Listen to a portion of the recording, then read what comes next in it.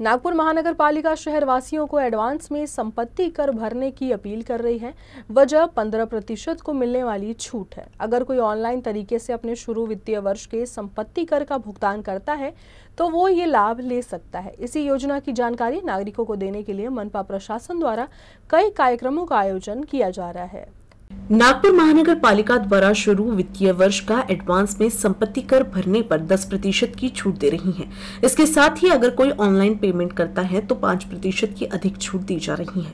वित्तीय वर्ष 2025-26 के लिए महानगर पालिका ने 400 करोड़ रुपए की रिकवरी का लक्ष्य सुनिश्चित किया है, जिसको लेकर मनपा का टैक्स विभाग अभी से काम पर जुट गया है। अतिरिक्त आयुक्त वैष्णवी बी ने बताया कि नागरिकों को डिमांड भेजे जाने का काम शुरू कर दिया गया है और मनपा आयुक्त के निर्देश पर वो खुद सभी जोन में जाकर टैक्स कलेक्शन के संदर्भ में बैठक कर रही हैं।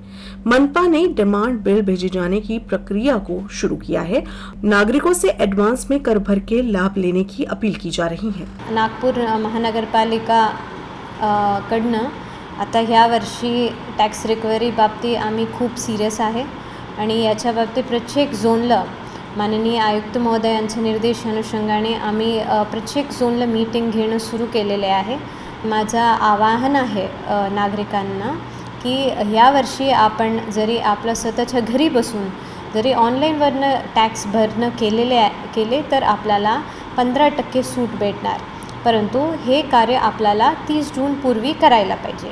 जरी आपण 30 जून पूर्वी घरी बसून ऑनलाईनच्या माध्यमातून तुम्ही पेमेंट केला तर आपल्याला 15% सूट भेटणार आणि जर आपल्याला कार्यालयाला येऊन जरी पे करायचे असतील तसं पण चालेल।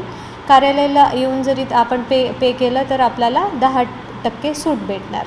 तर मला आवाहन आहे की आपण सर्व नागपूर महानगरपालिकाचे जिम्मेदार आणि जबाबदार नागरिक आहे, तर कृपया आपण आपलं जे जबाबदारी आहे पार पाडावी।